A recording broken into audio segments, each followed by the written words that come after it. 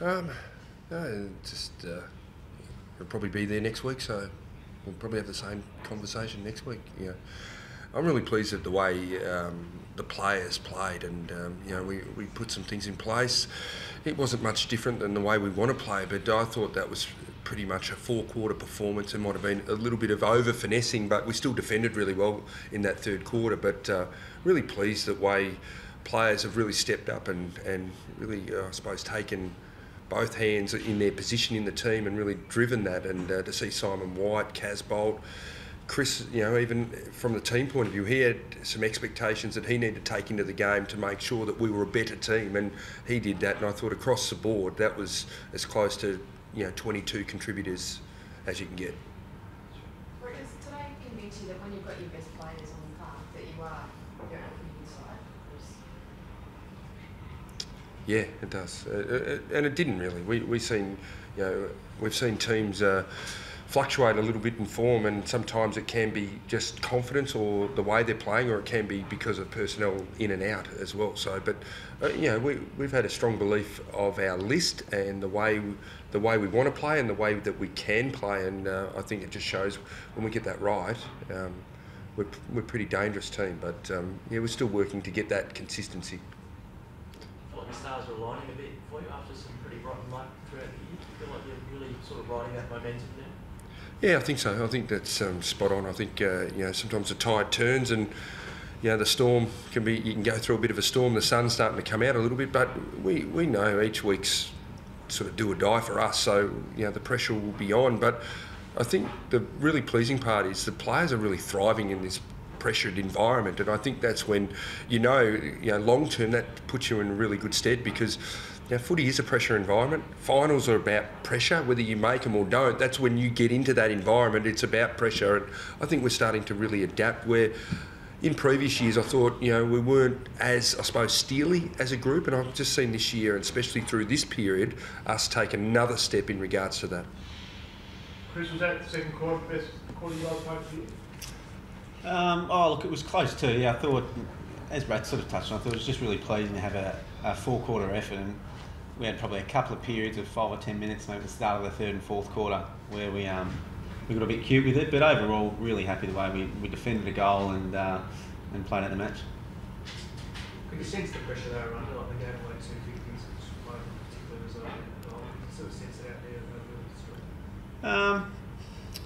Look, I got the sense we were on top. Sure, I thought I thought it really started with our defensive actions. We had tackle numbers were really strong, and even though we probably had more of the ball, we still had more tackles. I thought that was really important. When you sort of look up Fields and Jared Waite is there, how much different is that to when he's not? Huge, yeah, and Levi as well. So I don't know if there's anything more valuable in modern day footy than contested marks, particularly in your forward line, because usually that you're going up against a +1. So if you've got blokes up there that can still take contested marks, it allows you to set up behind the ball, and just really helps all over the ground. So that's really important to our structures.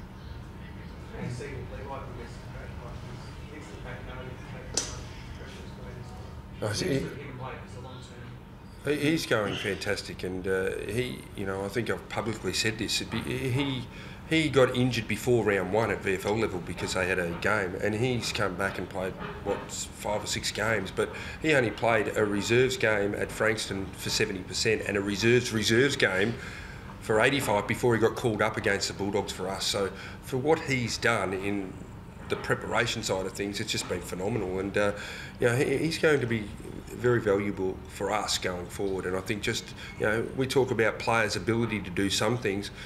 When you've got players that go and win the 50-50, or players that are elite kicks and that, he's got an elite trade in the AFL. He's got very sticky hands, and when he does clunk it, they stick. So not a lot of players can say they can do that. I think that's one bit of craft or his tools that he brings to the game that's very good.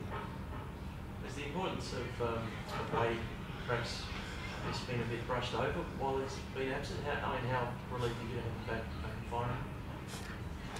Well, when you look at teams and you sort of take those players out, Waite's our cloak, Franklin, Goods, Brown to Brisbane, Walker for Adelaide, Hawkins for Geelong. That's the equivalent. So, when you take them out, they're not easily replaced. So, I think it just shows their value of when you get A-grade players, having him on the park helps your team. And we just had that inconsistency of getting him out there most seasons for the last 3 or 4. Brett, a couple of pretty important midfield jobs on Watson and Stanton. How did you see those? Yeah, I thought Ed did a really good job on Stanton. Stanton got a little bit early, and Carrazzo really fought back after Watson sort of got going in the first quarter. But Watson's numbers were more not about clearances. I don't think he had a clearance out of his 7 or 8 possessions in the first quarter. It was about just him getting involved. So I know he won the ball, but just how he won it, I thought was better for us than him going and winning 4 clearances and 6 possessions versus maybe 8 possessions outside the bubble. So, that was a plus for us.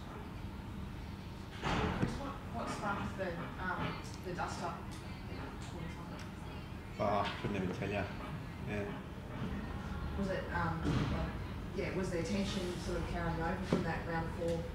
I don't think so. No, I mean, we want to come out and we need to play well to keep our season alive. I think if you're getting motivated by losses that happened 3 months ago, you're probably missing the point. So no, it wasn't about that.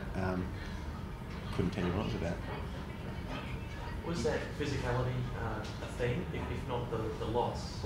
Was the need to really go at it at an elite level? Was that a theme during the week? I think that theme has been sort of put in place from the Port Adelaide game. I think it's something that we don't, as a club, sometimes you don't set the agenda on the physicality stakes of the AFL competition. It's actually set there, and if you don't match or better the opposition, you get brushed aside. And we just had a few weeks where we weren't as physical as the opposition, and Essendon was one, Port Adelaide was another. They got on the front foot to create, I suppose, a momentum or a positive proactiveness in their group, which really made us reactive. And I think that's something that we've made sure that we try and keep going forward.